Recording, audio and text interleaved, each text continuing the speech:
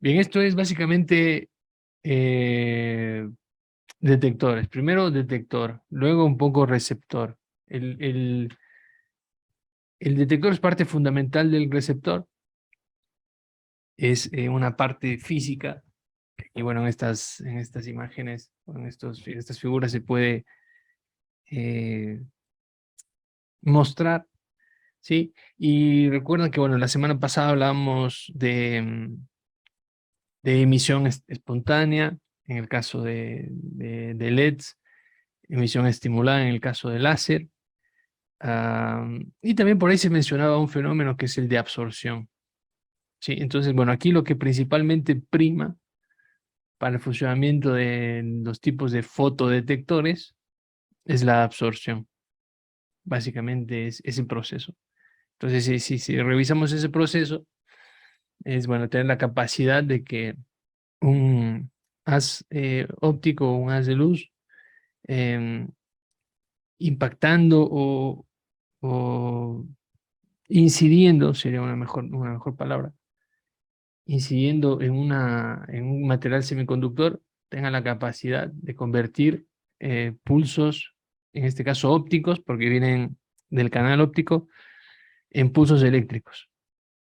Y dentro de ese proceso hay algunos fenómenos que es necesario conocerlos, por ejemplo, definir una relación señal-ruido, definir un ruido y los tipos de ruido que existen, definir una sensibilidad del receptor, que es uno de los parámetros más importantes dentro de los enlaces de comunicación.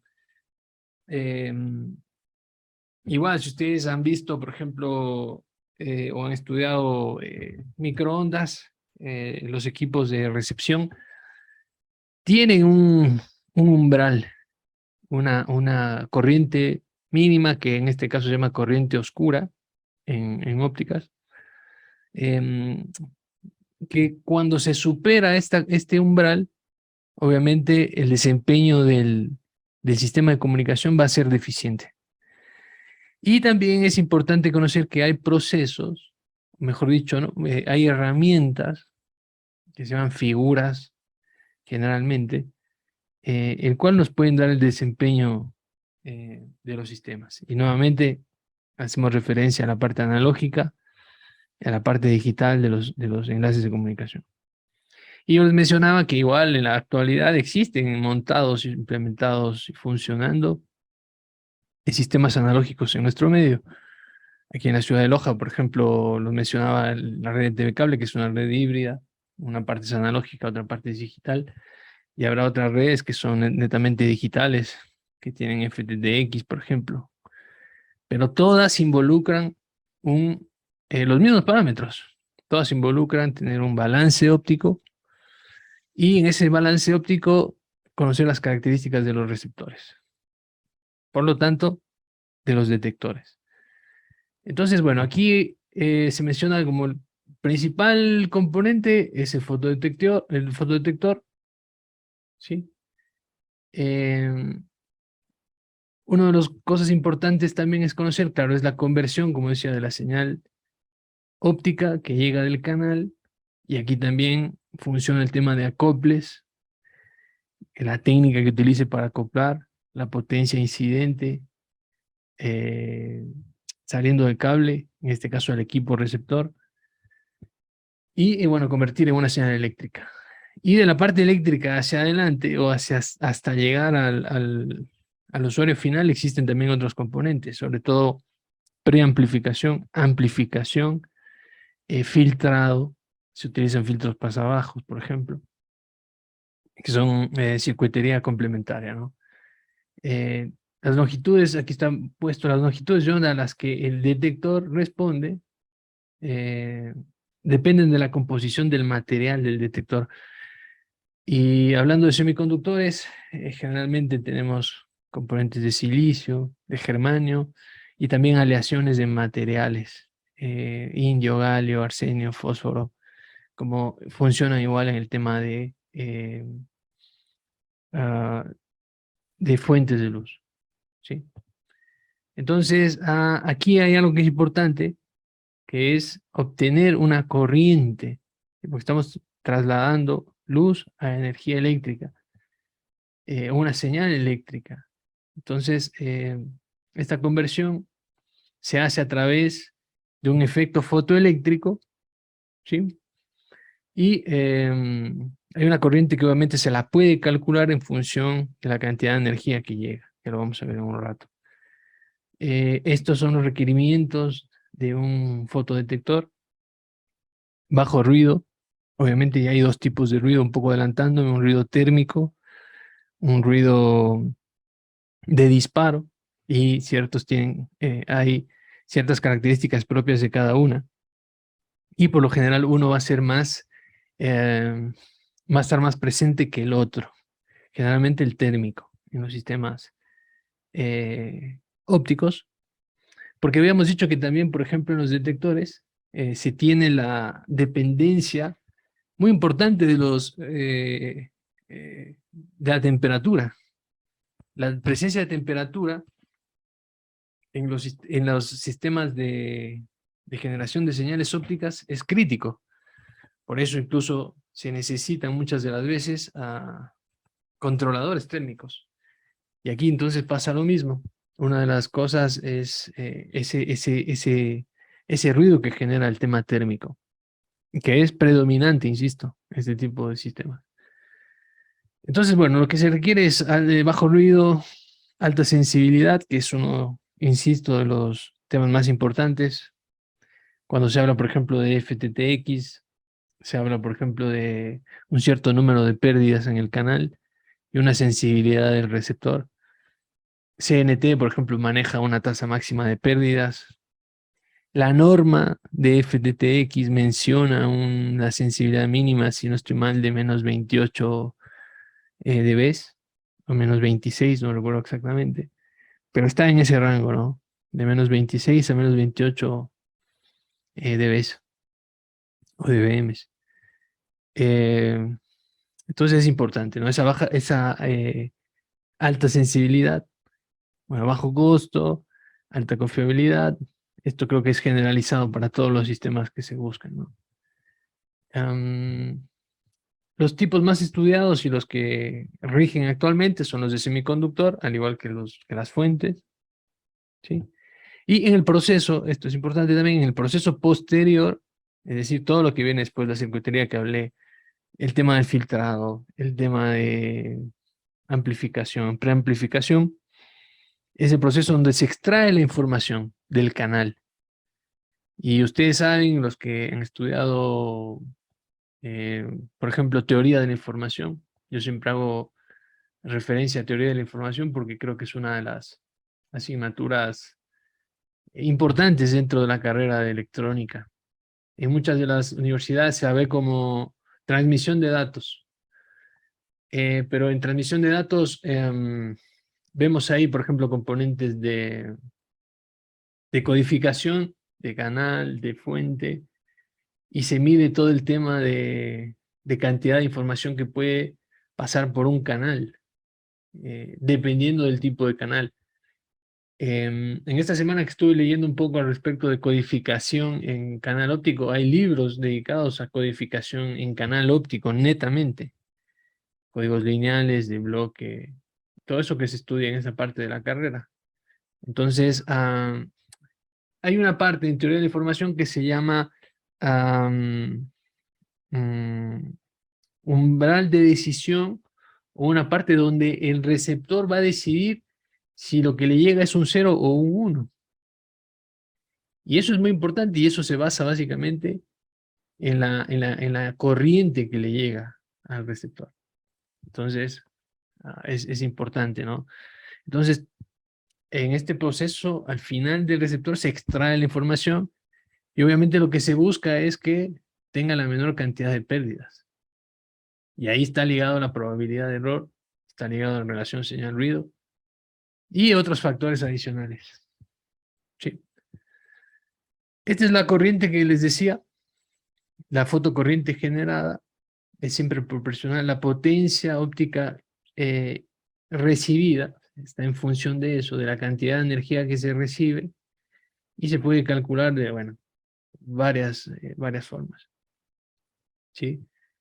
El detector, que es un transductor, es decir, un transductor convierte señales de un tipo a otro tipo, en este caso ópticas a eléctricas, de ley cuadrada, que genera dice, una corriente eléctrica proporcional al cuadrado del campo óptico instantáneo que está incidiendo, ¿no? O sea, la corriente que al final se obtiene es proporcional a la potencia que está haciendo, que está incidiendo en ese material.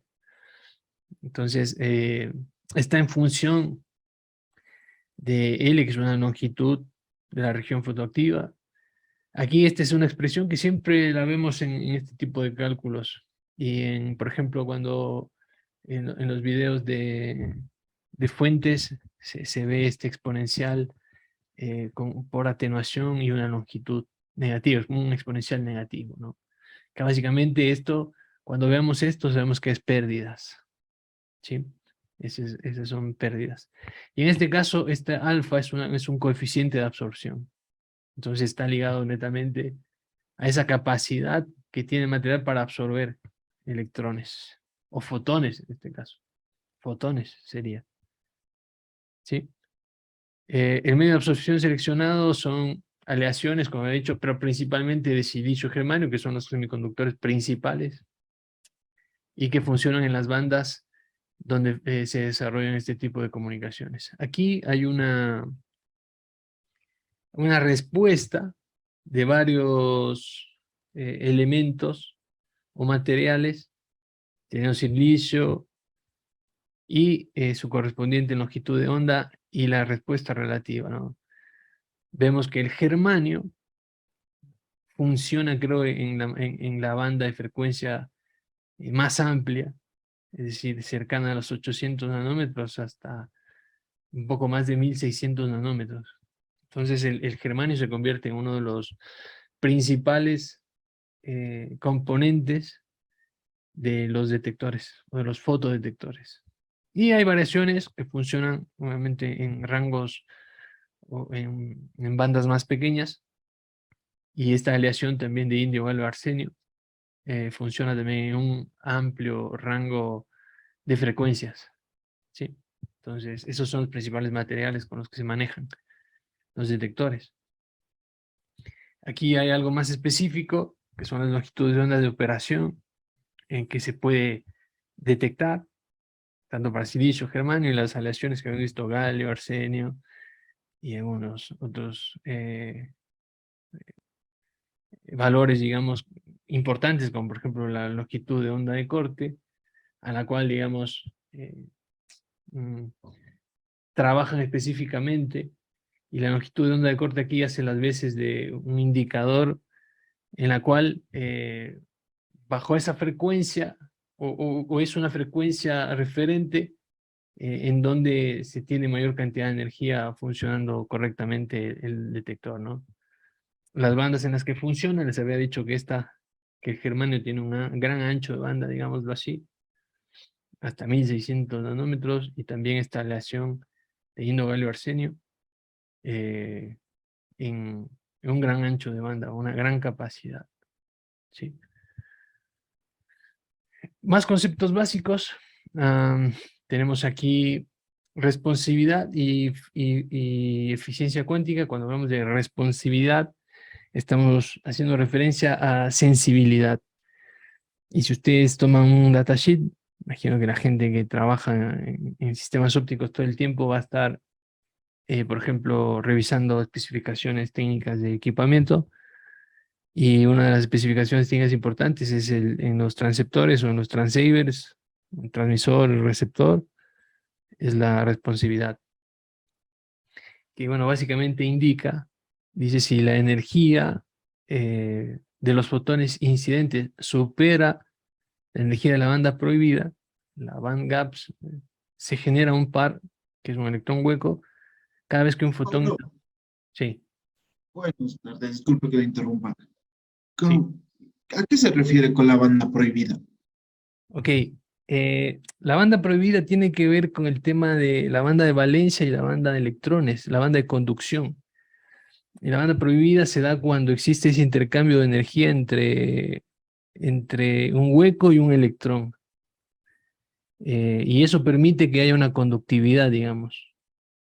Es un comportamiento de semiconductores. Cuando vemos en electrónica básica, el comportamiento de transistores, de diodos, se estudia mucho esta parte. Entonces tiene que ver básicamente con ese intercambio de huecos y electrones, pasando de banda de valencia a conducción, para que se pueda generar energía, digamos, así haciéndolo un poco más fácil, ¿no? Entonces, todo este proceso físico de absorción que tiene que juntarse a nivel atómico, electrones, huecos, que son, digamos, los huecos son como el par del electrón, por así llamarlo, ¿no? O sea, juntar estos dos elementos permite que la corriente pueda fluir, en otras palabras. Eso es algo, digamos, de eso, es esa unión. Entonces, son ciertos condicionamientos que se tienen que dar para que la energía pueda ser, en este caso, recibida como luz y luego transformada a pulsos eléctricos. Entonces, esta es una condición. Dice que si la energía de los fotones incidentes supera cierta cantidad de energía, se genera esta unión electrón hueco y se produce esta absorción por el semiconductor, lo que traduce que se cree una corriente a partir de una potencia. ¿Sí? Entonces, aquí se puede medir esa superación o no de la banda prohibida. Entonces, esa es la sensibilidad. Entonces, insisto, cuando nosotros tenemos un equipo que va a transmitir a tal potencia y puede recibir tal cantidad de energía, significa que si no me llega tanta energía, no puedo trabajar. O voy a trabajar deficientemente, porque no cumplo ese principio de funcionamiento físico. Entonces, dice, bajo la influencia del campo eléctrico, creado por ese voltaje, que es aplicado por la señal óptica, los electrones y los huecos son barridos a través del semiconductor. El semiconductor es el material, en este caso germanio, ¿sí? Dando lugar a una corriente eléctrica, que es esta IP que se ve aquí, relacionada con la potencia óptica por esta ecuación. Entonces, ahí recién generamos la corriente eléctrica cuando se incide cierta cantidad de energía en el germanio. ¿Y cómo lo medimos a esta corriente? Con esta ecuación, donde esta potencia de entrada es la potencia que está llegando, y vamos a ver por ahí un par de simulaciones que nos van a un poco a entender más esto. Y esta RD es la responsividad, que sería la sensibilidad medida en amperios por vatio, en este caso, ¿no? Hay algo que se llama eficiencia cuántica, que en cambio mide la tasa de generación de electrones sobre la tasa de fotones incidentes. Ojo, netamente hablando de la energía que llega a un tipo de material y que se convierte en corriente. Eso es lo que hace un fotodetector. Así funciona. ¿Sí? Entonces, aquí esta eficiencia nos da qué tan, valga la redundancia, qué tan eficiente es ese material. Qué tan eficientemente convierte la potencia óptica en corriente eléctrica.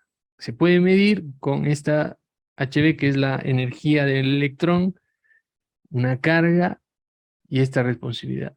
Entonces, esta eficiencia está directamente relacionada a esta responsividad. Si es que la responsividad del equipo es alta, bueno, vamos a tener mayor eficiencia.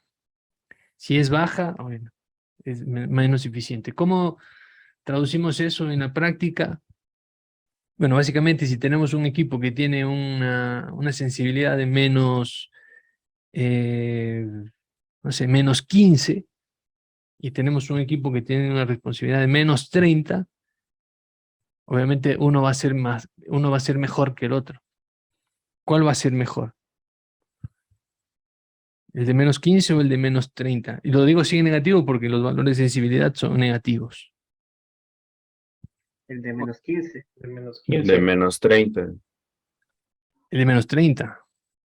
El de menos 30, porque obviamente se necesita menos potencia para poder recibir la señal y convertirla en energía eléctrica.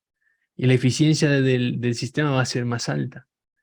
El de menos 15 significa que necesitamos más energía, más potencia, menos pérdidas en el canal, que tiene que haber un mejor acople, que los empalmes tienen que estar mejor hechos, que los dobleces de la fibra no me afecten.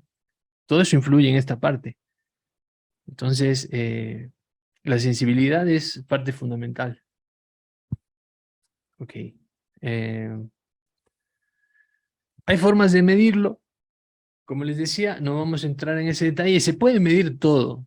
Ustedes saben que en el tema de tecnología, en el tema técnico, podemos medir absolutamente todo, porque obviamente todo sale de un análisis concatenado.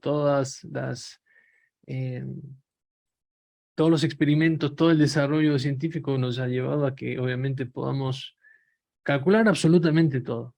Cantidades de ruido, mínimos necesarios para tener sensibilidades mínimas de tal situación. Ok, entonces, esta es una lámina. Hagan de cuenta que este es parte de un semiconductor de germanio. Y estamos le está llegando luz aquí, porque lo que pasa por el cable es luz. Y este semiconductor, que es parte del receptor, lo que está recibiendo es esta luz. Entonces, es convertir esto en corriente, como lo habíamos visto acá, esta corriente, en función de la potencia que me llega y la responsividad, que sería como una característica de cómo responde el material a lo que le llega y convierte.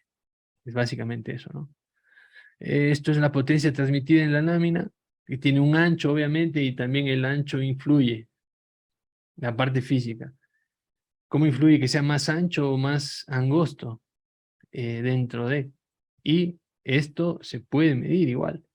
Aquí en esta expresión, nuevamente, una exponencial negativa de un coeficiente de absorción por el ancho del material. Y ahí pregunto, ¿qué es mejor con esta ecuación? ¿Que sea más ancho o más angosta la lámina para que la potencia recibida sea mejor? Más ancho, obviamente. Claro, se puede calcular, ¿no? Si nosotros ponemos aquí un coeficiente X y variamos estos valores de W por una potencia incidente, vamos a tener una respuesta de la potencia absorbida. ¿Sí? Entonces, se puede igual ver qué es mejor, más ancho o más angosto. Okay. Entonces, la potencia absorbida en la lámina de ancho es esta, es la potencia, que es una resta de potencia de entrada y potencia de transmisión. Esta es otra forma de expresarlo. La eficiencia, nuevamente medida en función de esto. Y acá en esta gráfica se puede ver la respuesta del coeficiente de absorción. ¿Qué es mejor y qué es peor? En función de la longitud de onda. Si queremos trabajar, por ejemplo, en una longitud de onda de 1.6 micrómetros o 1600 nanómetros, que es tercera ventana más o menos, sistemas GPON, por ejemplo. ¿Cuál tiene mejor respuesta? Básicamente, bueno, el coeficiente de absorción medido por centímetro de cada uno de los componentes. Y vemos que, por ejemplo, nuevamente, el más eficiente o que toma más longitudes de onda es el germanio, que bien trabaja con todo esto. Y recién por acá, en 1600, empieza a bajar su rendimiento. Aquí empieza a absorber menos. Aquí absorbe obviamente más. En esta parte del silicio, por ejemplo, trabaja bien en 0.4 micrómetros, es decir, en luz visible. Entonces, por ejemplo, si queremos detectar un láser visible, convertirlo, qué sé yo, a un pulso eléctrico, vamos a poner un material de silicio. Tenemos que vernos un receptor con silicio y varias aleaciones, ¿no?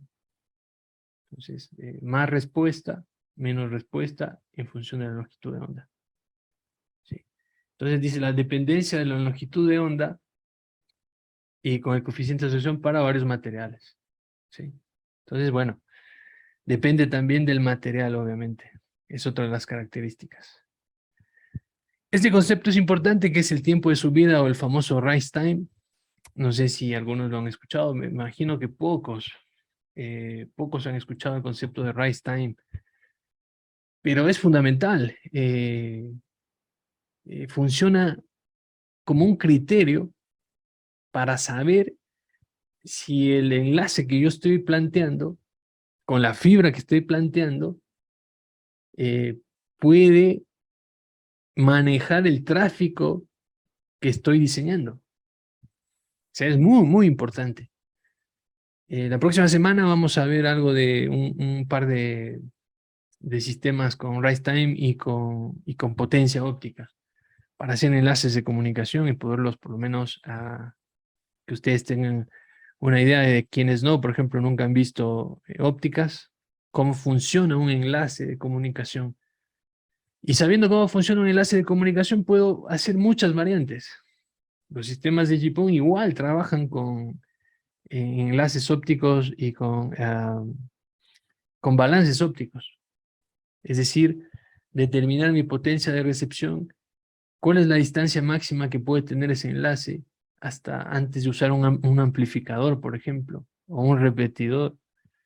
Y el rise time me permite saber si el enlace que yo estoy proponiendo para, qué sé yo, enlazar Loja con un nombre, bueno, Loja Vilcabamba, quiero hacer un enlace óptico. El rise time me permite saber si las características de la fibra que yo estoy poniendo me van a permitir, por ejemplo, dejar pasar 2.5 gigas, por decir. Y es un concepto fundamental porque no es nada más que ampararse en el tema del tiempo de bit, o el tiempo de duración de los bits. Es netamente de la señal.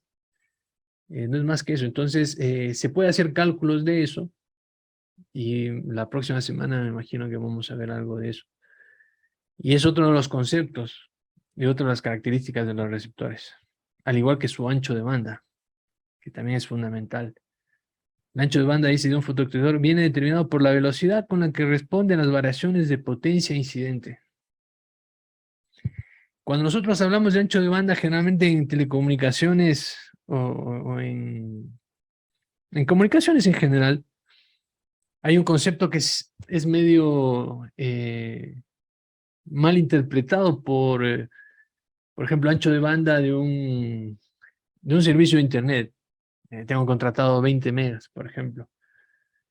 Pero en realidad el concepto de ancho de banda tiene que ver con el tema de frecuencias y la capacidad de los canales. La cantidad de información que se puede generar o pasar por ahí, ¿no? Y existen, obviamente, hay esa confusión con las tasas de transferencia o el throughput o los bit rates con el ancho de banda. Cuando hablamos de ancho de banda, netamente hablamos de una parte del espectro o un espacio de frecuencia en el cual voy a trabajar. Es el ancho de banda. Y el ancho de banda en un fotodetector está determinado por la velocidad con la que responde el detector a la potencia incidente que le está llegando. Entonces, si le llega mucha luz, ¿cómo voy a poder, cuál es la respuesta que va a tener ese equipo para poder procesar la información y convertirla en datos? Ese es el ancho de banda en este caso, y se mide en función de este tau TR y tau RC, que son funciones del tiempo. ¿Sí?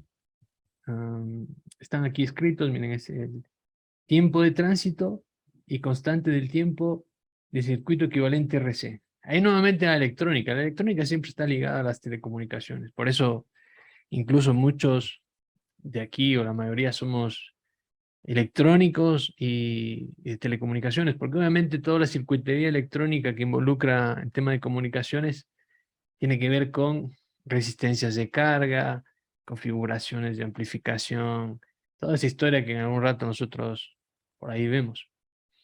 Entonces, de hecho, obviamente, al final, un, un receptor es un circuito.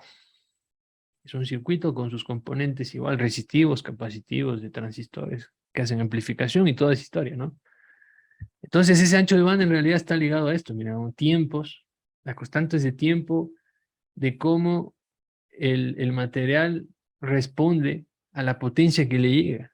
Entonces obviamente ustedes pónganse que le llega mucha luz, ¿qué puede pasar? Funciona lo mismo con los equipos, por ejemplo, de radiofrecuencia.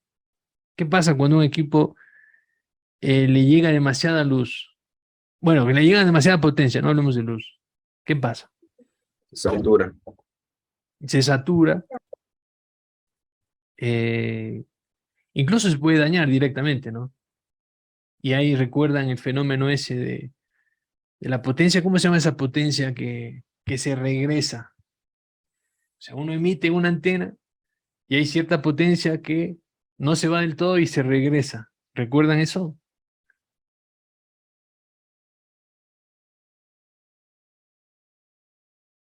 En radiofrecuencia, en los electrónicos. Potencia reactiva, tal vez. No sé si es reactiva. Es parecido el nombre. Puede ser reactiva, pero es en un ROI, me parece que es en inglés. O el ROE, perdón. No sé si se recuerdan, pero acá funciona igual. Acá, digamos, los sistemas ópticos funcionan de la misma forma. Hay un rango dinámico que me da el receptor y me dice, mira, en este rango yo funciono bien. De menos tanto a menos tanto. Si vos te pasas de eso, sí. En los equipos de telecomunicaciones he visto ahí el rango de trabajo, que le Ajá, llaman la sensibilidad del equipo. ajá, ¿No? Y sabes, estar marcado por cierto rango. De hecho, cuando hemos trabajado con la instalación de DWDMs, he colocado atenuadores, muchos de los casos atenuadores en las puntas para entrar dentro del rango de trabajo. exactamente, exactamente. Justo a esa parte iba el tema de atenuadores. De hecho, por algo existen, ¿no? No toda la potencia, no siempre es bueno tanto de todo, ¿no? O sea, no es que teniendo una gran cantidad de potencia el sistema va a funcionar mejor. Hay un rango, que es el rango de trabajo, como dice el compañero, un rango dinámico, en el cual si yo supero cierta potencia, tengo que bajarla, tengo que atenuarla. Y si estoy por debajo, tengo que amplificarla o subirla para poderla tener ahí funcionando en el rango. Entonces, todos estos componentes están aquí en la recepción. Entonces, es importante, ¿no? ¿Qué más? Bueno, el tiempo de subida, que es el rise time, está definido como el tiempo durante el cual la corriente se acumula del 10 al 90% de su valor final cuando la potencia óptica incidente se modifica bruscamente. Bueno, parecen a veces trabalenguas los conceptos, pero básicamente es una transición de un valor eh, de 10%, de un valor bajo, a un casi pico de 90%, y se mide ese tiempo de cuánto me tardo en llegar de 10 a 90, esa transición del bit. Y eso me va a permitir, como les digo, saber si la capacidad que yo estoy queriendo enviar por ahí va a soportar. Con ese concepto, ¿qué creen que es importante dentro de las comunicaciones ópticas para esto? ¿Quién me determina eso? El tiempo de bit. Aquí, ¿en dónde mido esa parte?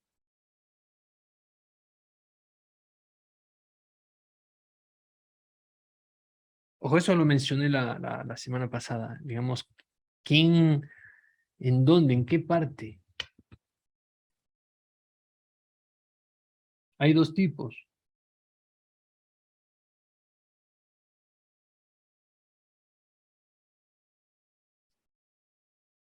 ¿Quién me contesta esa pregunta?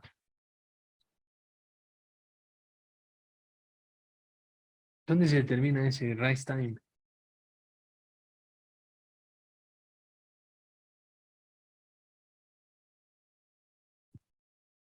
¿Sí me escuchan o...? Sí, al parecer sí.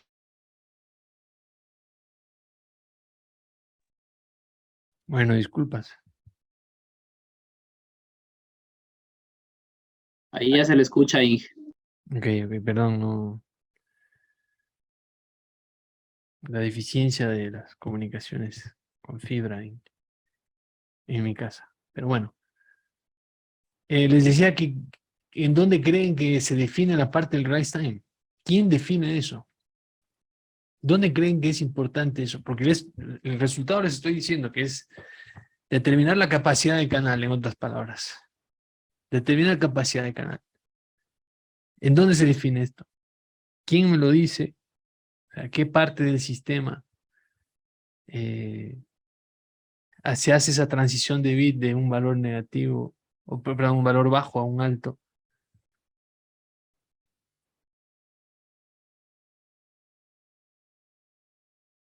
Alguien ahí que, para ver si estamos en la onda.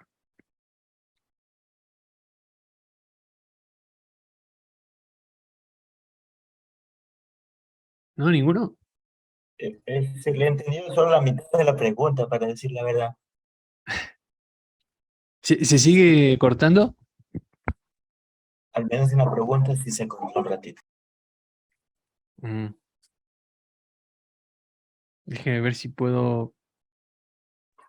Ahorita, por ejemplo, ya no se ha cortado, pero... Ok.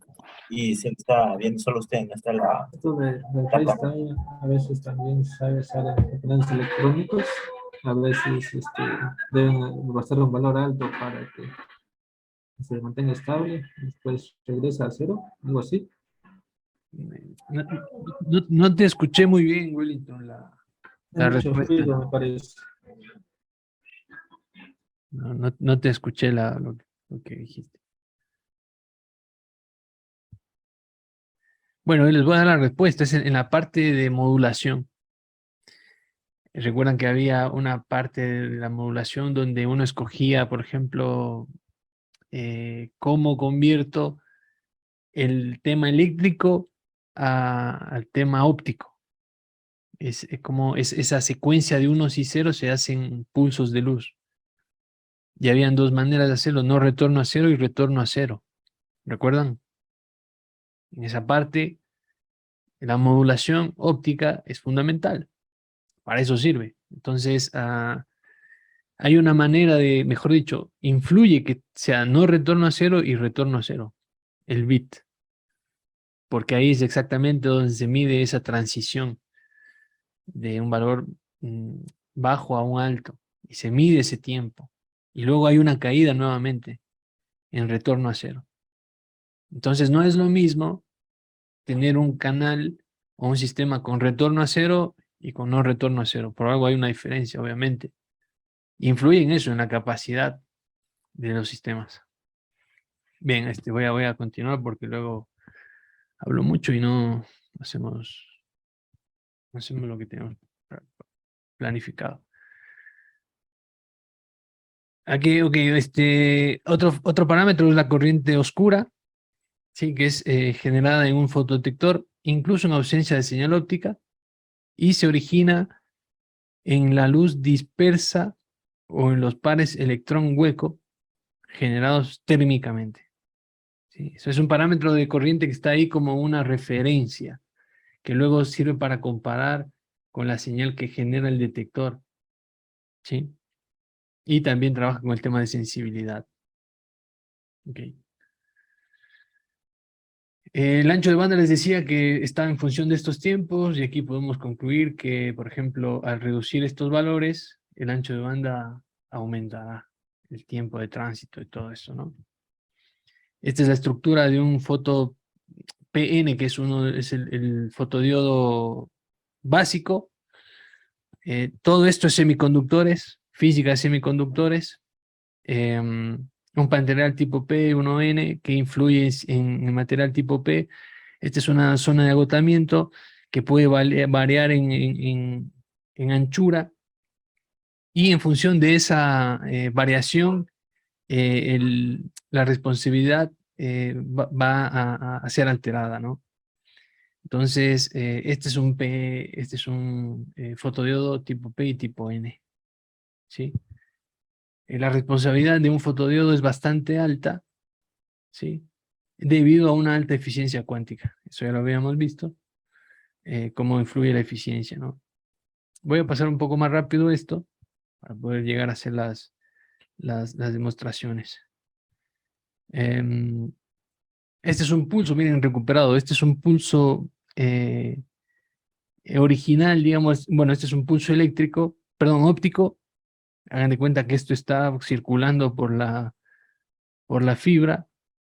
Y lo que se hace al final con este fotodetector es tratar de conseguir algo parecido, ¿sí? Obviamente todo el desarrollo tecnológico que nosotros como ingenieros procuramos hacer es mejorar estas situaciones. Mejorar esto nos va a dar mejores anchos de banda, mayores capacidades, menores pérdidas, menores desvanecimientos de la señal.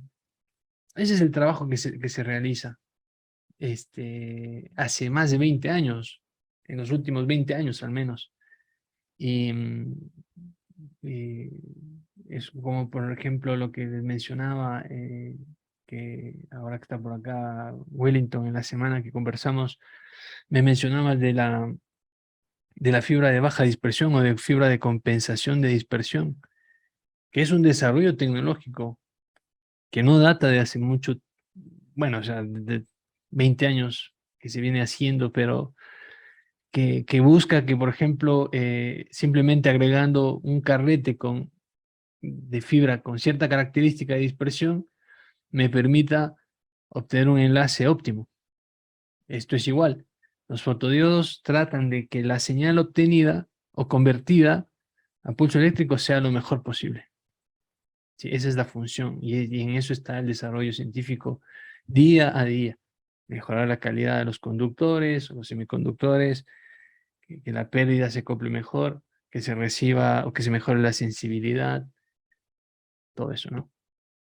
Esto, bueno, entonces el fotodiodo dice: respuesta a un fotodiodo PN a un pulso óptico rectangular cuando hay un fenómeno que se llama desviación y difusión contribuyen a la corriente en la detección, ¿no? Esta es la desviación y esta es la difusión, que hacen que haya ciertos problemas todavía en la detección. Este es de los más comunes, es el diodo tipo P y N o diodo PIN. Este es comercialmente, junto al diodo avalancha son los más comunes. Ahora me surgió la duda de el trabajo que hay que hacer. Me parece que está en función de esto. Déjenme revisar, no sé si ustedes ya lo vieron, que es el Noise 2, si no estoy mal. Es un circuito que hay que armarlo en OptiSystem. Ah, no, sí. Sí, es justo, ahora les voy a... Creo que están viéndolo ahí, ¿no? Receiver Noise Pin. Sí, sí se ve. Ok. Sí, sí.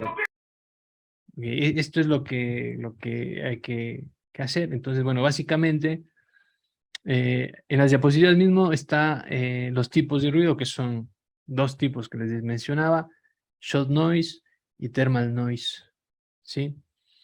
Esta es la configuración que vamos a armar. La configuración básica de un transmisor, ya lo habíamos visto algo, me parece. Bueno, este es un generador de secuencia de bits, ¿sí?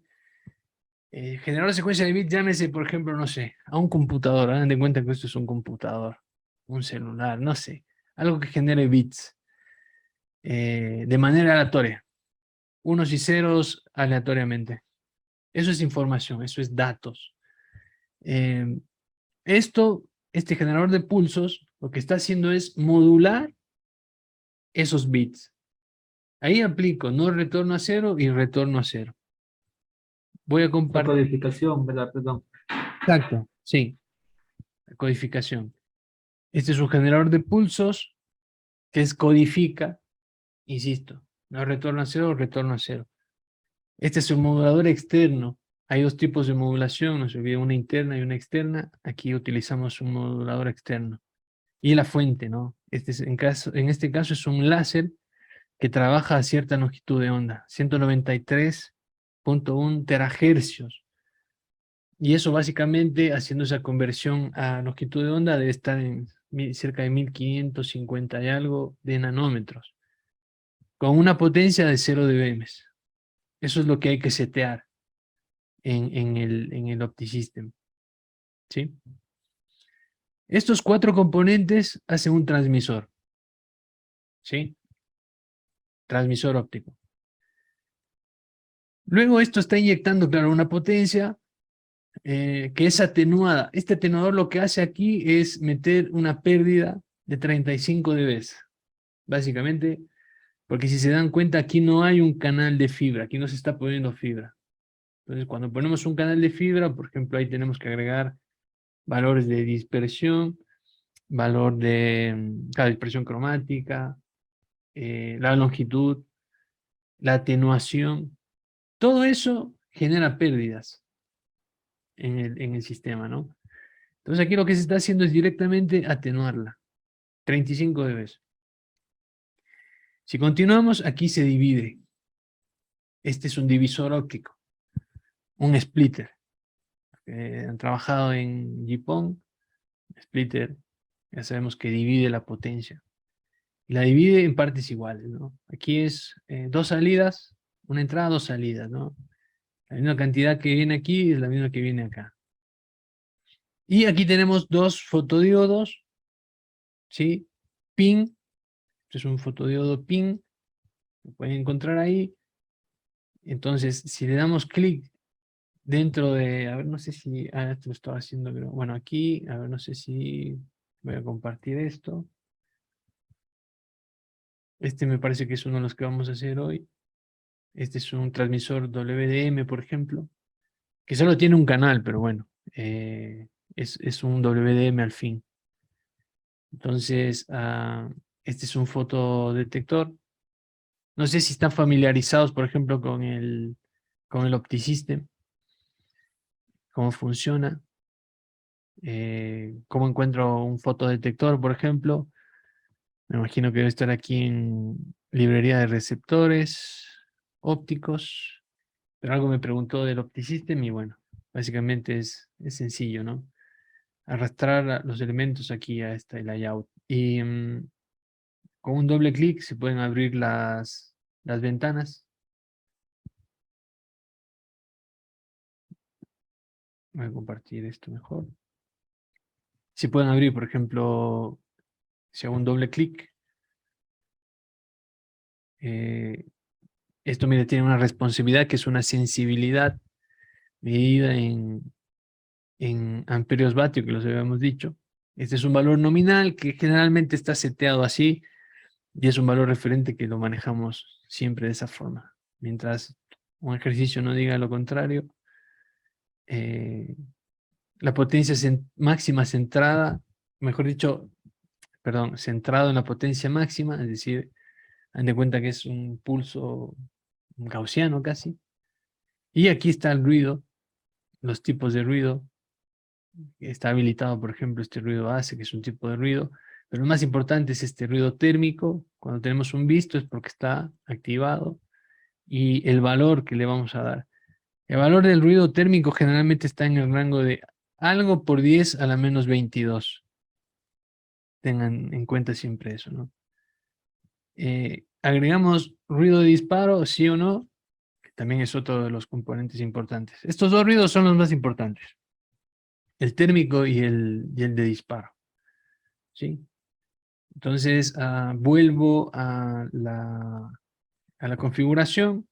Entonces, ubicamos un fotodiodo, seteamos el ruido térmico en 0. Entonces, si yo le doy aquí, ruido térmico, lo pongo en 0. En el caso, por ejemplo, que lo que pide es hacer esto, lo pongo en 0. Y en el otro caso, agregar ruido de disparo. Entonces, Igual, ¿no? Ruido térmico en 0 y está agregado el ruido de disparo. Ahí se cumpliría esto, ¿no? Aquí estos vistos son como para mostrar lo que quiero que se muestre en la etiqueta del icono, ¿no? Entonces aquí me muestra thermal noise en 0. Aquí como está aquí, thermal noise en 0. Ashot noise, sí, y eso, ¿no? Entonces, ok, estas son las herramientas creo que más importantes para saber qué está pasando. Y aquí, miren, por ejemplo, yo estoy... Miren que supuestamente, digo supuestamente porque ya podemos ver un fenómeno aquí. Yo estoy inyectando 0 dBms. Si hago correr el programa, esto me va a dar aquí problema. Voy a quitar. Si yo ejecuto el programa, esto está inyectando 0 dBms. Pero esto es un transmisor y adentro del transmisor pasan cosas. Supuestamente aquí debería haber, aquí en este medidor de potencia, 0, pero en realidad me está dando menos 2.5 dBms. Y ahí ya hay una pérdida. Llámese acople, modulación. Yo ya parto con una pérdida, ojo. ¿Y qué pasa? ¿Cuál es la potencia que debo tener aquí? Si yo doy doble clic aquí, ¿cuánto debe salir el valor de potencia? ¿Cuánto creen? Menos 16. 16 y algo. Ok. Bueno, menos 17, ¿no? Que sumando, claro, estos menos 2,5 y menos 14,5. ¿No es cierto? Obviamente la atenuación es un valor que hay que restarlo de la potencia inyectada. Entonces aquí tenemos menos 17. Entonces la potencia que está pasando por este sistema es de menos 17. Entonces lo que está llegando aquí al fotodetector es menos 17. Eso es lo que está recibiendo de potencia. Ok, y denme un segundo, por favor. Tengo aquí disculpas. Entonces, ok. Entonces tenemos un transmisor, potencia, aquí hay una pérdida, y lo que realmente está llegando aquí está incidiendo menos 17 dBms. Ese es el valor de donde tomamos. Y bueno, aquí a posterior, en el tema del receptor, yo les decía, hay cosas que pasan luego del fotodetector, se amplifica, se preamplifica, se amplifica, se filtra para quitar el ruido. Y finalmente, lo que tenemos aquí en este analizador de ver es esto. Aquí en esta herramienta de simulación y de todo sistema de comunicación digital, no solo de comunicaciones ópticas, sino de comunicaciones digitales. No sé si ustedes aquí en la maestría van a ver comunicaciones digitales. Yo creo que deberían. No sé si tienen esa asignatura. Si me confirman. ¿Alguien se puede confirmar? Comunicaciones digitales, No creo, ¿no? no. Pero bueno, de los electrónicos, bueno, no sé si en sistemas se ve algo de comunicaciones digitales. ¿Alguien? ¿Algún compañero de sistemas de pronto que nos comente? No creo, ¿no? No, yo no. Bueno, comunicaciones digitales, bueno, básicamente es el estudio, por ejemplo, de todo el tipo de modulaciones, así como tenemos, por ejemplo, en comunicaciones analógicas tenemos el famoso AM, que es amplitud modulada, o FM, frecuencia modulada. En el tema digital es igual, se varían parámetros de las señales en amplitud, en frecuencia, en fase, y todo eso se hace un estudio que es bastante tedioso y pesado, por así decirlo. Los que han tomado curso de comunicaciones digitales en la universidad, es complicada esa materia, es una de las más complejas creo que hay. Y se estudia esto. Y esto de aquí que estamos viendo es el famoso diagrama de ojo, que me imagino que si no están familiarizados con él, es una de las principales herramientas para saber si mi sistema está funcionando o no.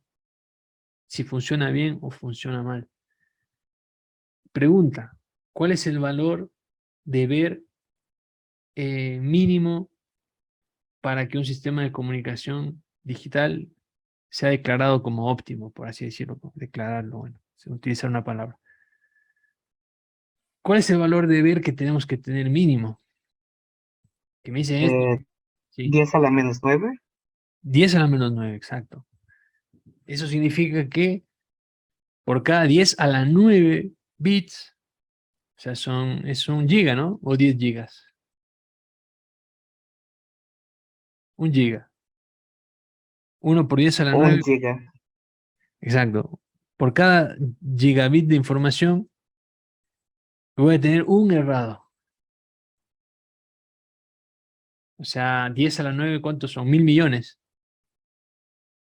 Sí, ¿no? Por cada 1000 millones de bits hay un error. Y eso es lo que es mínimo aceptable. O sea, imagínense que se necesita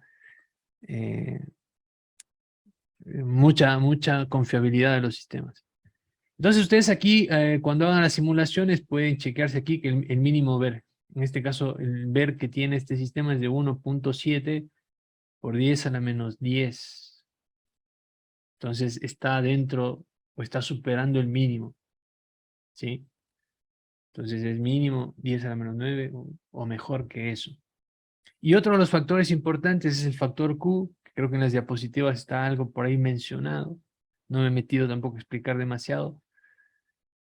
Pero el mínimo factor Q que tenemos, que necesitamos, ¿cuál es? Alguien por ahí lo leyó, creo que está en la semana pasada, por ahí creo que lo mencioné. Alguien, ¿no? Bueno, es 6. Aquí mínimo necesitamos ver un 6.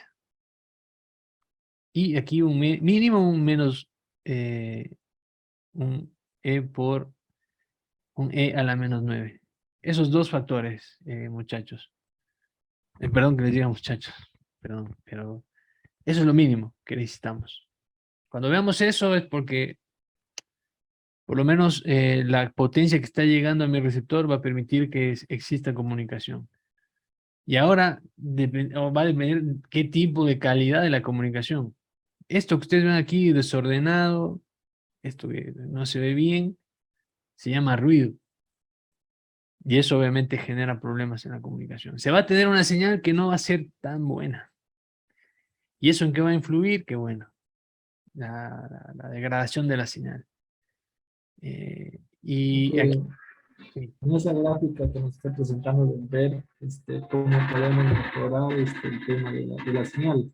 O sea, para mejorar un poco el diagrama o el factor Q o el ver. Y sabes que Wilson, no te escucho muy bien. De algo de la señal y el ver. Ya le escribo al chat mejor. Okay. Entonces el diagrama de ojo es muy importante. Es la herramienta fundamental para esto. Y si acá vamos al OptiSystem, y aquí hay una librería de visualizadores, tanto eléctrico como óptico. Aquí, por ejemplo, hay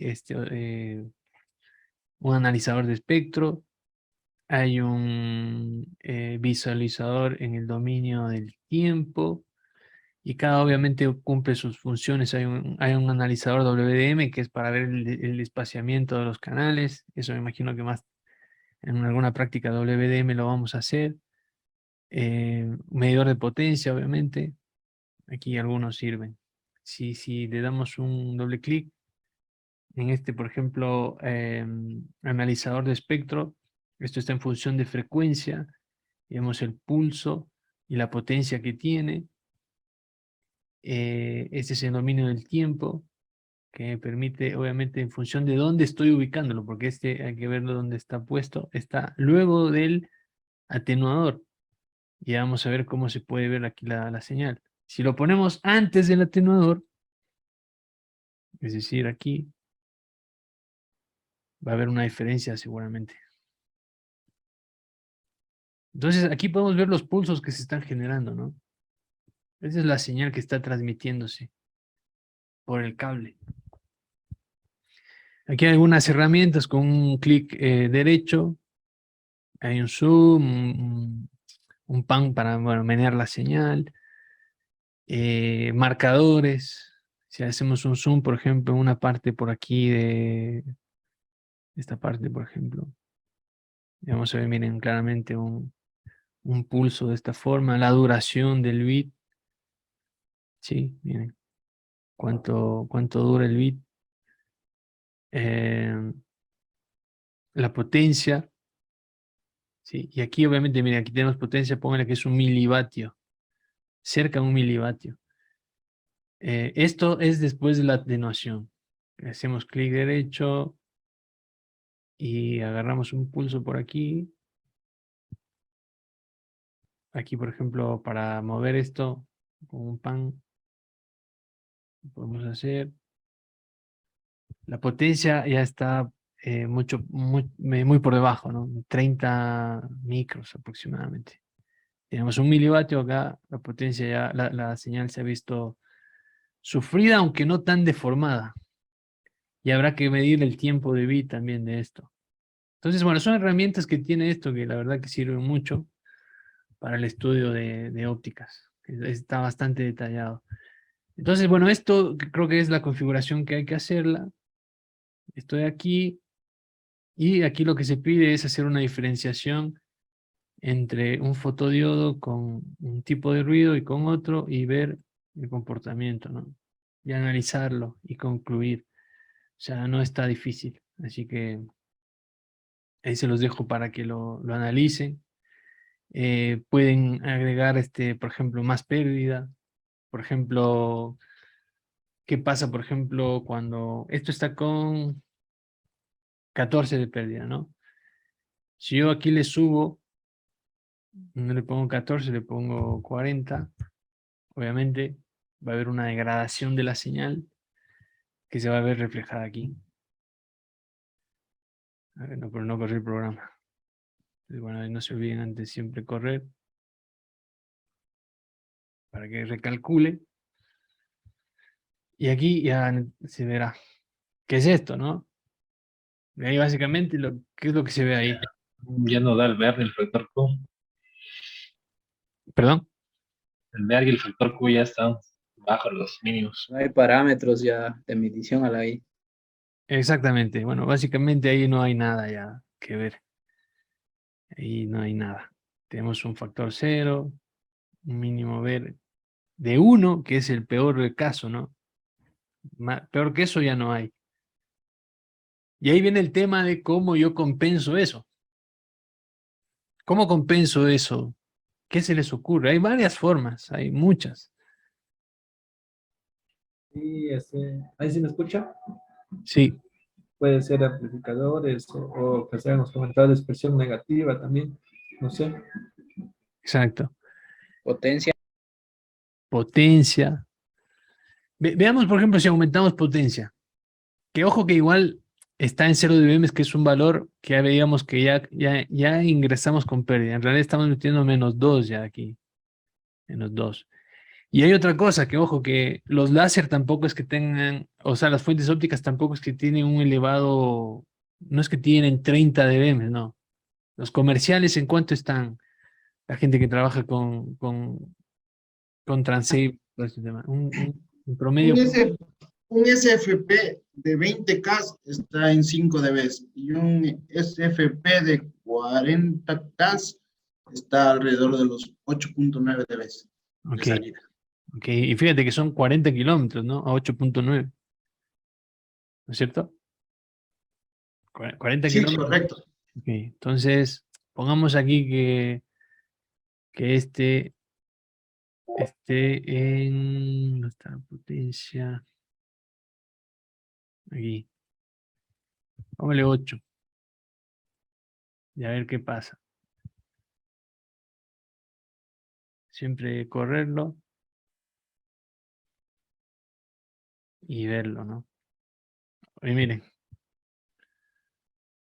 Vamos igual. exacto.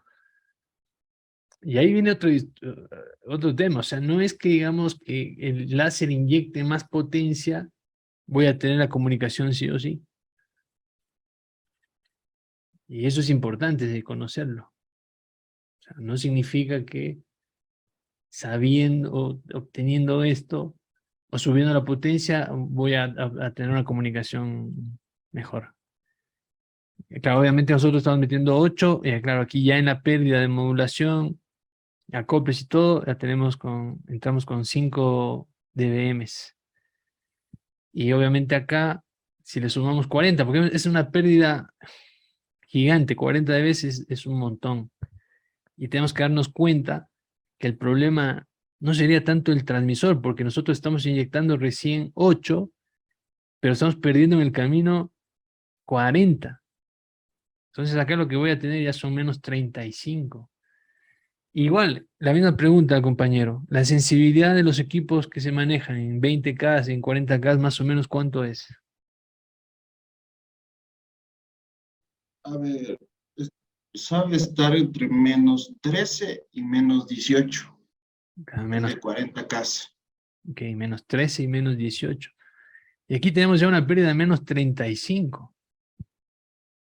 Es imposible que el receptor pueda, Nunca vio las de luz. claro, no se puede. De aquí, por ejemplo, ya hay algunas soluciones. Yo la semana próxima plantearé un par de ejercicios, tratando de cuidar la parte matemática, porque claro, o sea, tratarlo de hacer un poco más práctico. Por ejemplo, para la compensación de dispersión, se puede calcular la distancia de compensación, se puede calcular la distancia de la fibra de transmisión. Eso lo explicaré la próxima semana, pero, por ejemplo, poniendo un amplificador, ¿no? Creo que escribí así, uno básico, un amplificador. Deberíamos colocarlo aquí, ¿no?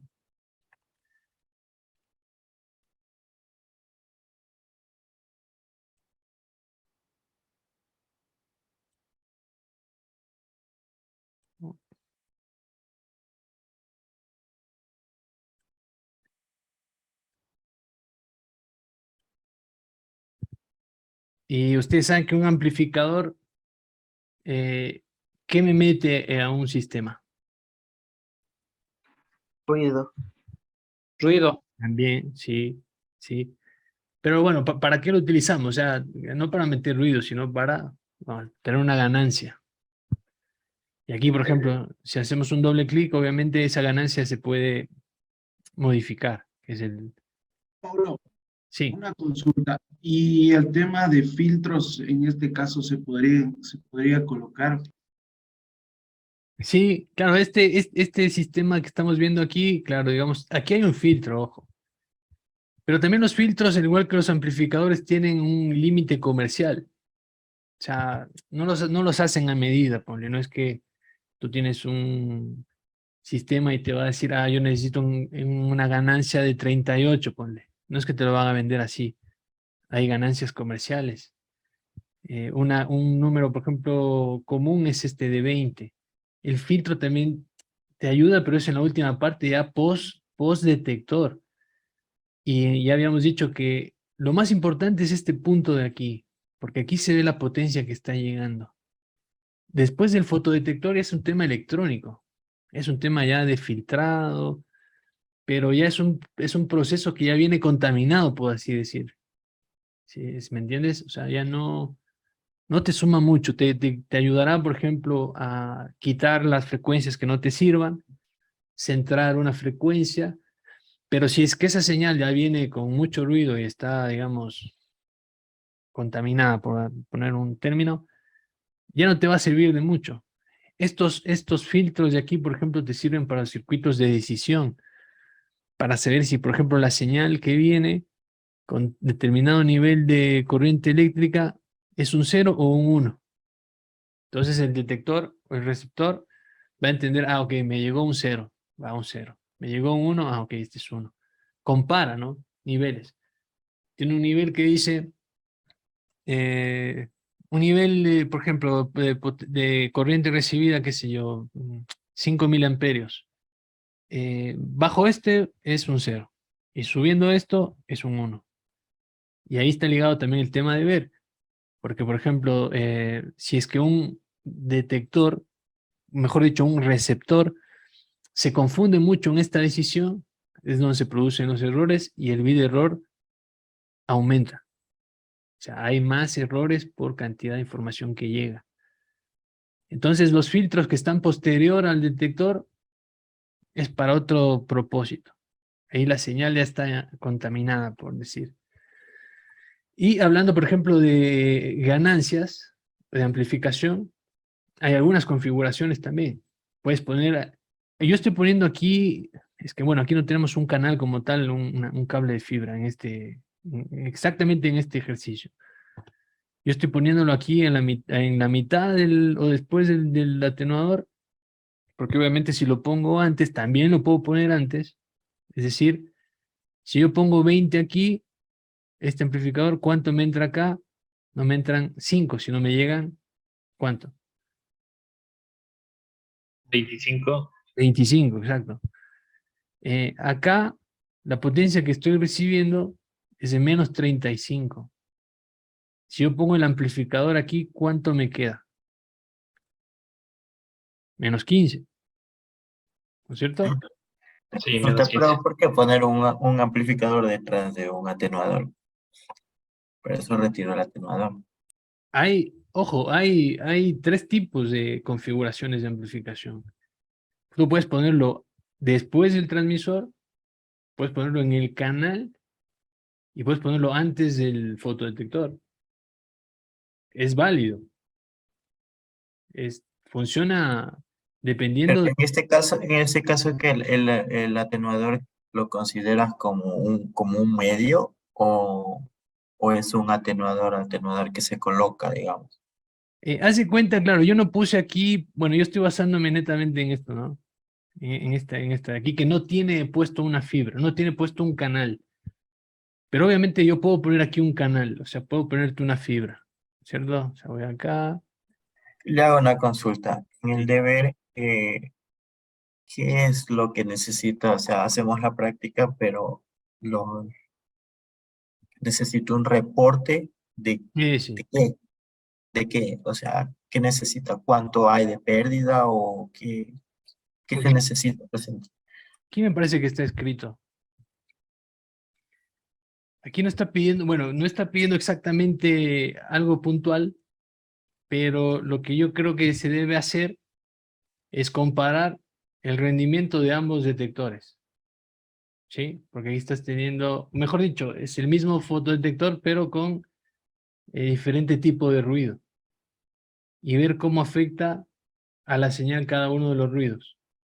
A nivel de potencia, a nivel de factor Q y de bit error rate. Comparar ambos y ver cuál es más óptimo, cuál afecta más.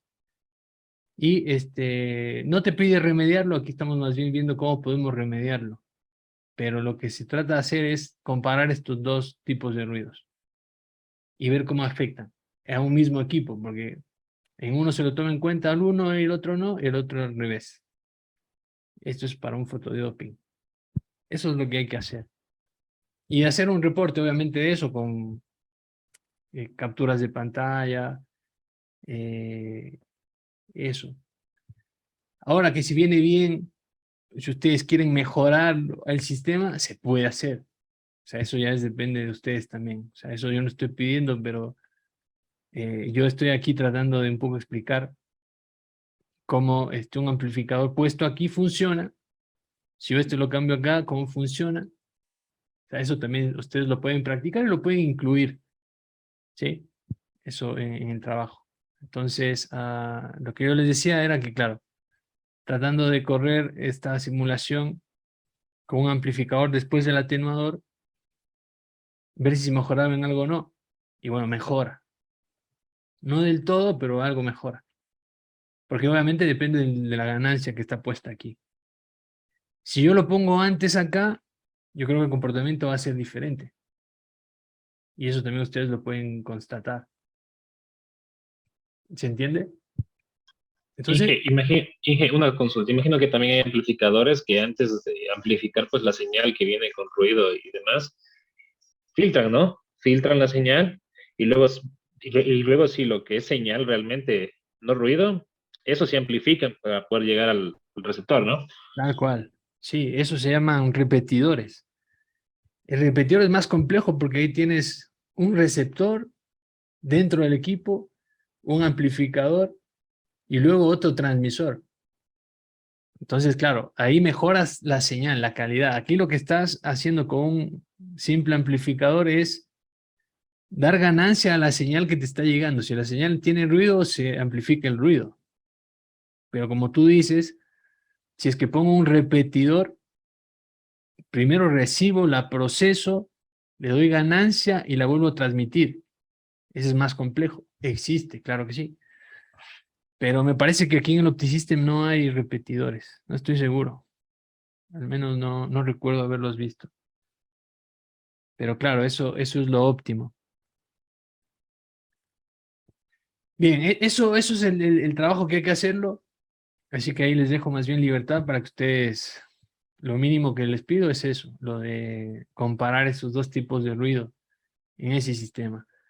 Y un poco para, a ver, continuar con esto, tenía, ok, era algo con el OptiPerformer, si no estoy mal, creo que estaba cargado ahí en el ELSA, creo que era esto, ¿no? A ver, en ELSA creo que tenía esto.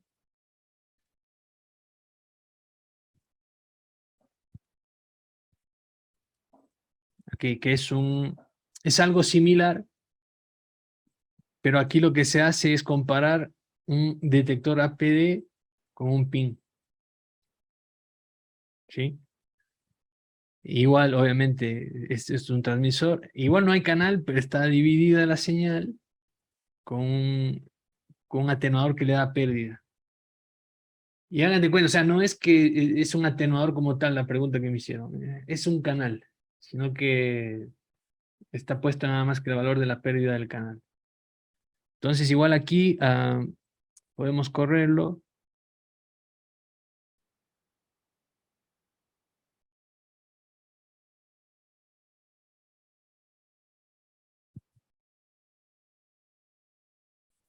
Y aquí en el número de iteraciones ven que son 20 iteraciones que hace este archivo.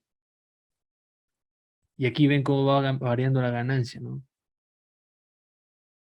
Del fotodetector APD, el PIN. Y luego al final se va a hacer me imagino que se va a graficar algo del factor Q. No sé si está subido Ah, no estaba subido. Pero bueno, va a servir esto para entender algo. Las dos diferencias, ¿no? Entonces, bueno, esto me va a dar un reporte de la diferencia entre, miren, ganancia y factor Q. Entonces, veamos qué tiene. Y ahí está el número de iteraciones.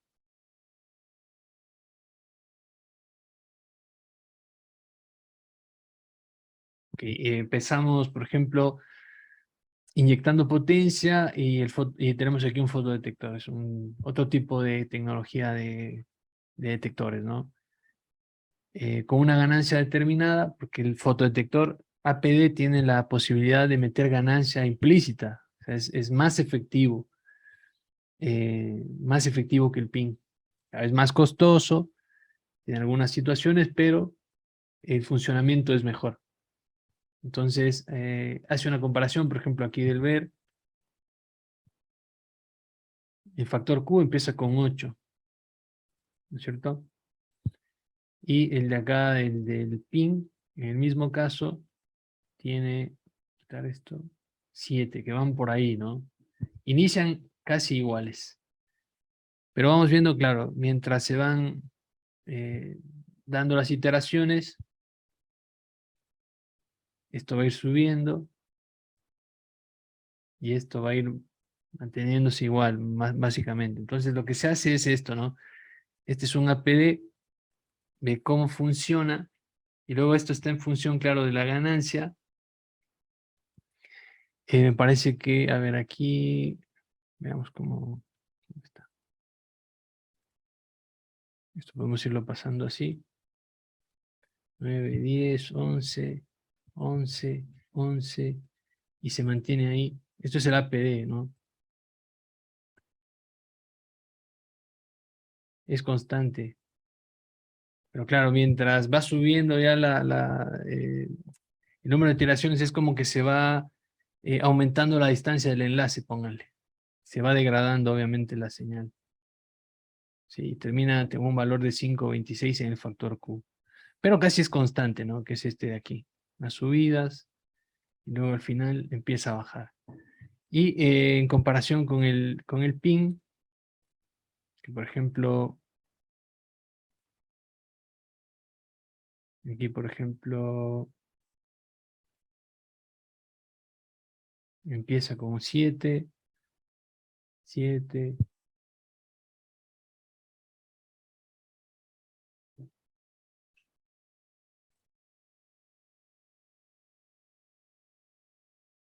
bueno, va a mantenerse en 7, que me parece que es este de aquí, ¿no? Este de aquí, el rojo. Y claro, aquí va a tener un valor máximo el APD, es la diferencia entre ambos, que el pin es constante, y aquí hay una parte positiva y negativa del APD, que obviamente a determinada ganancia va a tener un pico de factor Q que va a funcionar muy bien. Por ejemplo, miren, en este rango de aquí, más o menos 2, 4, 6, 8, 10, entre 2 a 3 veces la ganancia, va a funcionar en un punto más alto. Y luego va perdiendo el desempeño, ¿sí? Pero obviamente va a tener un pico mucho más alto. Y ahí, obviamente, los criterios de cuál es mejor y cuál es peor, yo creo que ahí no hay muchos, ¿cómo decirlo? Eh, no hay 100% criterios totalmente acertados, y por eso obviamente el tema de diseñar en ingeniería es eso, el de probar, de saber qué tipo de sistema utilizo, qué fuente, qué detector. Por eso yo, por ejemplo, en la clase de fuentes ópticas no decía que el láser sea mejor que el LED o el LED sea mejor que el láser. Son diferentes aplicaciones, son diferentes usos, y acá es igual.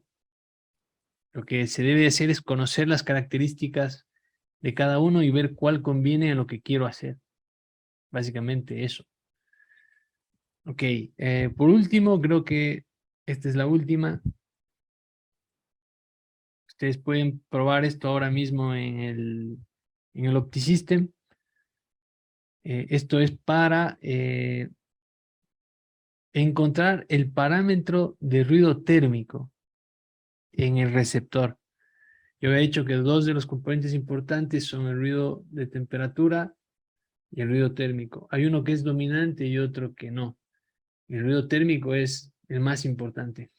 El ruido de disparo tiene su parte, pero la lleva, la parte térmica es la más importante, la parte de temperatura. Entonces, aquí se plantea en esta práctica que la vamos a hacer ahora, es calcular, o que el programa, porque OptiSystem permite calcular parámetros, permite calcular en este caso cuál es el valor de potencia, perdón, de ruido térmico que me va a permitir trabajar con esta sensibilidad del receptor. ¿Sí? Entonces, este es el ejemplo que yo estaba armando. Ustedes pueden armarlo en su casa y ver qué sucede, y ver cómo vamos a calcular qué nivel de ruido térmico o qué valor de ruido térmico tiene que tener este aparatito para que se pueda obtener una comunicación confiable. ¿Sí? Este es el diseño, dice el transmisor. Ese diseño es un transmisor WDM con 0 dBm, trabajando a 10 gigabits por segundo, con una potencia promedio recibida de menos 17. Esto ya lo vimos cómo se obtenían estos menos 17 poniendo este medidor de potencia aquí, ¿sí? Con menos 17, atenuándolo un 14.5, ¿no? Entonces, armemos eso para ver cómo hacemos el cálculo ese de ruido térmico. Bueno, creo que estamos. Bien, una vez armado esto,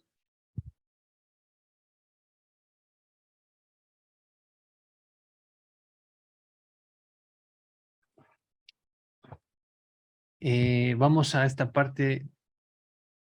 Aquí, bueno, en la continuación del documento dice Setting up the Optimization, ¿no? Y aquí en esta parte, en Tools, en el software, hay una parte que dice Optimization.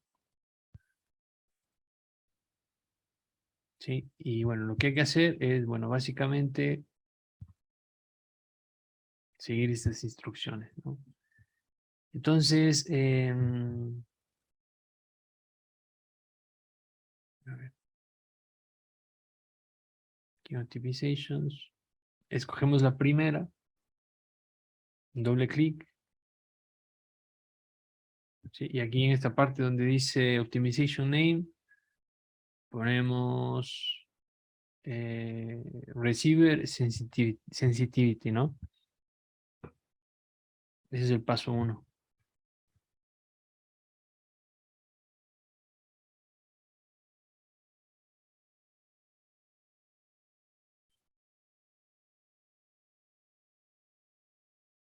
Y una vez creado eso, bueno, aquí tenemos que seleccionar la optimización, el tipo de optimización, ponemos Goal Attaining, la tolerancia del resultado a 0.6, ¿sí? Aquí no. Goal Attaining, esto se queda en 50, 0.6, no sé si van hasta ahí. Luego, en parámetros, si no estoy mal, ¿sí? Y seleccionar el parámetro de Thermal Noise en los parámetros de ping. Entonces aquí vamos a fotodetector ping. Y aquí Thermal Noise. Bueno, aquí les debe salir a ustedes. Yo ya lo agregué acá. Se selecciona y se agrega, ¿no? No sé si les sale a ustedes.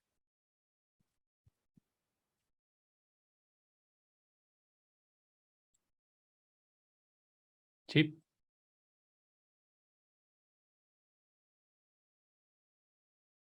Luego,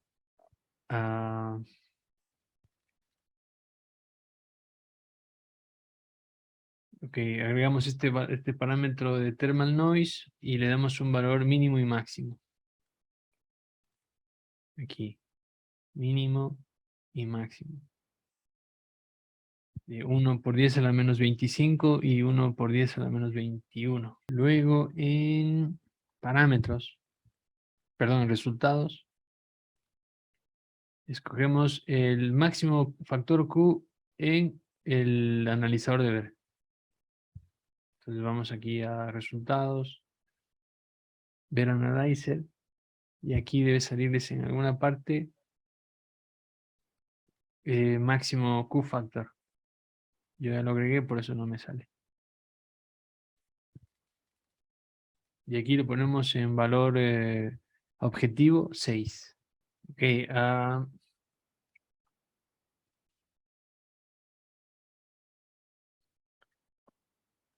nosotros seteamos, no se olviden, un valor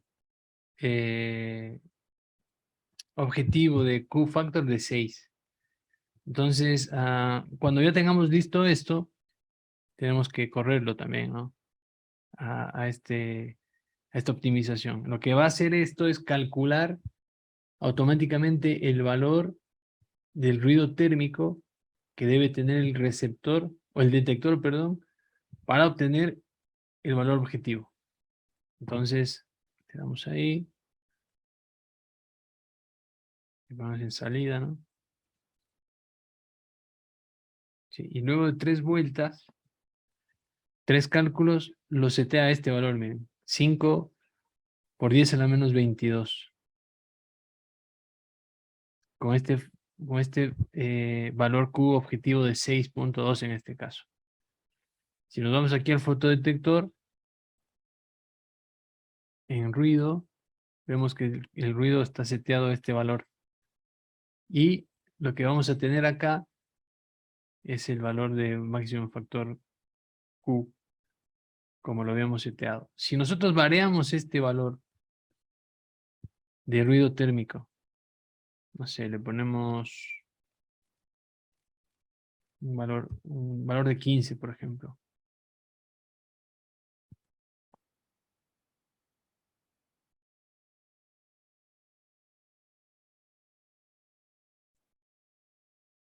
El ver va a ser, perdón, el factor Q va a bajar de 6 algo a 3. ¿Sí? Entonces vemos cómo el ruido térmico del detector afecta de una manera considerable la comunicación. Porque tenemos, miren aquí el ver que tenemos es de uno. Una consulta, ¿qué produce el ruido térmico? ¿Qué lo ocasiona? ¿Qué lo produce? Ok, bueno, básicamente la interacción de semiconductores, esa transferencia entre electrones y huecos y todo ese calor que se genera de la física propia, está presente ahí. El ruido es algo inevitable en realidad, ¿no? Y así como en los detectores, perdón, en las fuentes de luz, toda esa circulación de corriente, de átomos y electrones y huecos, toda esa interacción genera temperatura. Es algo que está implícito, digamos. Pero eso viene determinado ya por el material utilizado, ¿no? Sí, tal cual. Sí, es el del semiconductor. Y mira que ni siquiera del tema de una fuente externa. O sea, no es que, digamos, estamos poniendo una fibra en no sé, cerca, no sé, de una fuente de calor, sino netamente del tema del tipo de material que se utiliza en el equipo. O sea, eso, o sea, el ruido térmico es en sí propio del material que se está utilizando, ¿no? Por decirle en un hilo de conductor que siempre va a generar un hilo de cobre, perdón, va a generar temperatura. Ese es uno. Y el otro, el ruido de disparo, la verdad no, yo ignoro esto de ahí. ¿Me puede explicar, por favor, en qué momento se da? Ok, aquí a ver, déjame ver. Aquí en las diapositivas, que bueno, siempre se me quedan de más. No sé si yo les voy a grabar un video con esto completo, para que lo puedan ustedes escuchar. Aquí en tipos de ruido, aquí, el ruido de disparo dice establece el límite fundamental. Bueno, esto es dentro de la comunicación.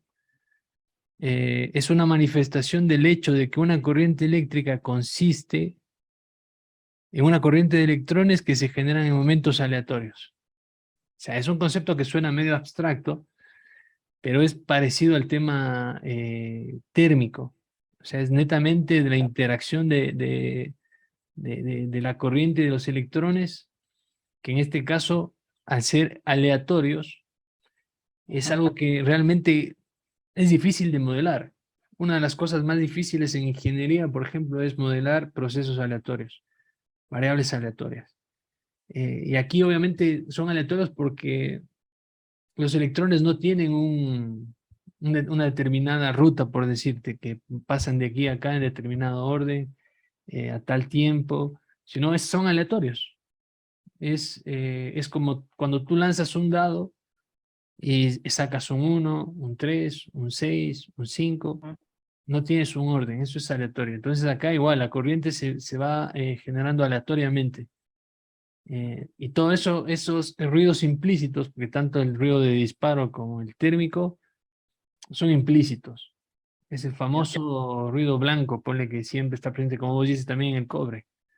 O Ajá, sea, el hecho de que un electrón se esté moviendo en el cable te genera ruido. Es de exacto. una naturaleza, ¿no? Sí.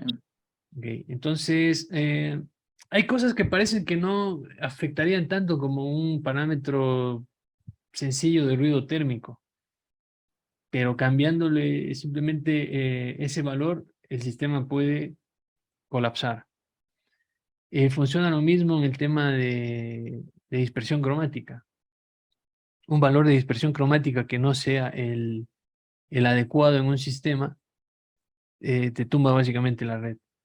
Ahora bien, hay una cosa, yo insisto en algo, nosotros, bueno, yo también,